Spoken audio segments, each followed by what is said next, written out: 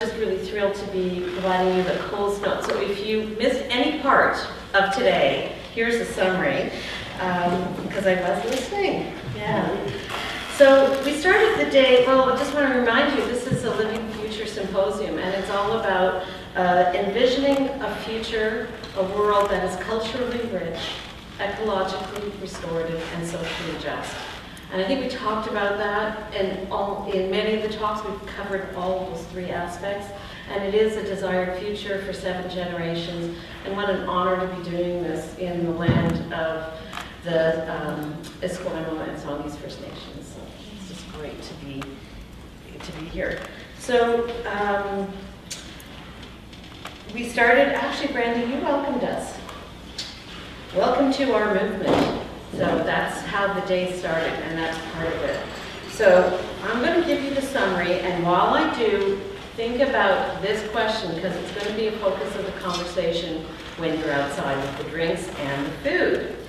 So what is one thing that you would do in terms of taking real action, putting your hands on the ground with your heads and your heart, that will make a difference to increasing the resilience of locally, of Victoria, of Saanich, of Salt Spring Island, wherever you're from. It could be at work, it could be at play, it could be at home, with your community, which was the theme, I would say, for the day. A lot about engagement and people and community. We started with our formidable and very resilient Elizabeth May. My gosh, I don't know how she does that. And she introduced us about resilience and compared that to vulnerability, and gave us she herself is a model for personal resilience in the face of the freedom, DUMB, vacuous politicians that support crap policies. My acronym is carbon and culturally reprehensible anti-nutrition product. But to really talk about thinking, what is the quality of thinking that we do? Not thoughting, but really present-day thinking for freedom, for Canada to be a fertile ground of ideas. So she, as you know what's going on, the freedom for democracy, for speech, and for gathering. Again, that's about community. And what were the entry points? Engaged citizenry, no means no. Later on in the day, Stephen Salter talked about in Sweden, where they make decisions, it's very onerous to make decisions, but once they come to a decision, the council lives with that decision. There's a quote that says, it takes a very long time to create the conditions under which things happen very quickly. And so sometimes that front-end investment is really worthwhile. So second point was no means no, and for us to write letters to the editors. I'm hoping at least one letter to the editor will come out of today. Stephen took us around the world, in particular with Curativa in Brazil, which is a fabulous story. If you don't know about Curativa, there's lots written about it. That leadership model of that mirror, Jamie Lerner, who just stuck with it and did the right thing and created a team around him. And it was all about conversation and engagement of the team, and that led to conversation and engagement with the citizenry. And now, even without Jamie Lerner being there, it still lives on. He took us to Sweden, great practices and examples of industrial ecology that were demonstrated with the, as he calls it, the genius of common sense, and to use our blessings. He again talked about the thinking. It's not the technology, it's not the money, it's the thinking, it's the brains. And how do we apply the brains to the problems? And he said 3 things. We have to work on ourselves. To be politically active locally. Again, shout out anybody want to write a letter to the editor or something from the media coming from today, that would be really important. And breaking down the barriers of specialists to be leaders. And I think Richard just gave us a great example of both leadership and speciality. I don't know how you, well, I know you have your secret weapon here, as they have done. That's how you get all those details in there. I'm going to jump to Roy Brooke, even though he didn't speak after Stephen, because he continued on that theme of leadership. And we talked about the brains. Roy introduced the heart as well, and we need both.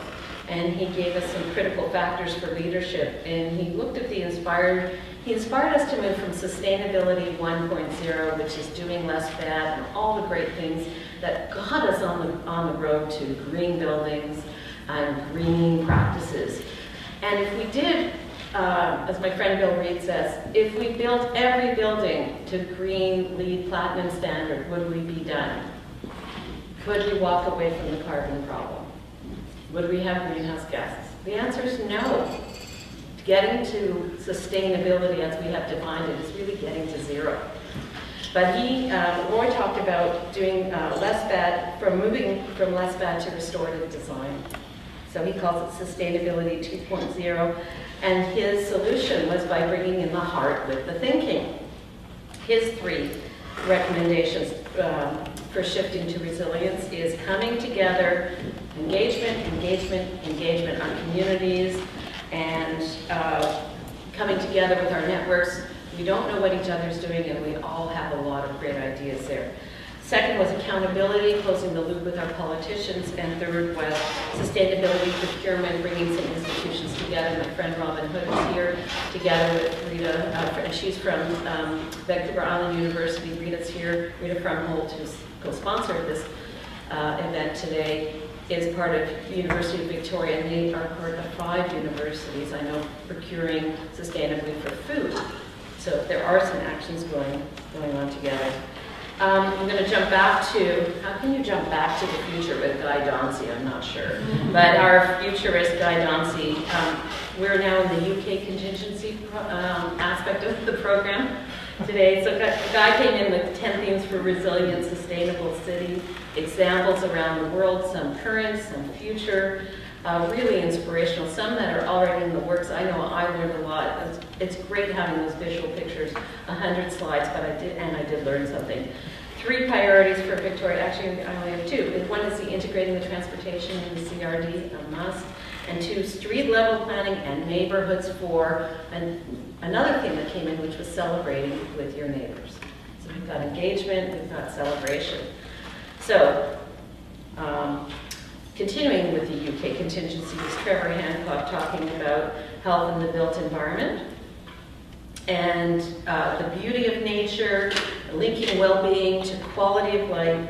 And I've never heard of smart growth being described as a medical miracle. I think it's the first time. You heard it here first. And he introduced beauty, the beauty of nature and what that does for us. Building a garden to grow people. If you were designing something to grow people, wouldn't it be different than a place where people go? Just think about that. So, and I love this quote from following the LA blackout, where people saw the Milky Way and thought it was, UFOs. What is that up in the sky? He says, if we can't see the stars, how do we know our place in the universe? And isn't that what this conference is partly about? What is our place in the universe, and how we can bring that together into life? So we got into the people, equity, and empowerment themes. Again, engagement, friends, celebration. 3 things to do locally. 1 is more affordable housing. Let's see, a shout out to, where are we here? To James Pratt. Just raise your hand there. Okay, if anybody wants to talk about affordable housing and creative solutions for that, there's James. He'll be up there after. Cafes in our parks, particularly Beacon Hill and Dallas Road. Why don't we put the cafes where people go, or where we want people to go? They will go. If you build it, they will come. 3, transform our harbor parking lots to public spaces with some great ideas for rain garden solutions, like you saw with Scott, a place where people engage with each other, enjoy life, are surrounded with beauty, and guess what? Celebrating.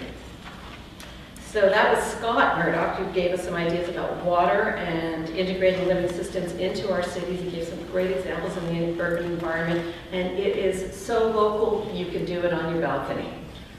And you can do it in your lot, and you can do it in your parks, and you can do it at the regional level. It really is like really simple solutions. This is not super smart technology. It just are solutions, some of which you can just do with a shovel, that mimic natural living system processes. And who doesn't want to have a beautiful, dynamic, rain garden that they can go to or in their backyard. Wasn't that gorgeous? Oh, I just loved it. And he talked about solutions where there's no waste. And Richard talked about that too when we talked about the land absorbing the carbon. And when I established BC Hydro's environmental education function, it was a time when First Nations policy was coming into the BC Hydro, and I went to our First Nations people and I said, what's your word for waste? And guess what? There is no word for waste, because there is no waste. Just ask Bill McDonough. His local solution, continuing with those living systems, rain garden solutions, these will add up over time. One makes a difference.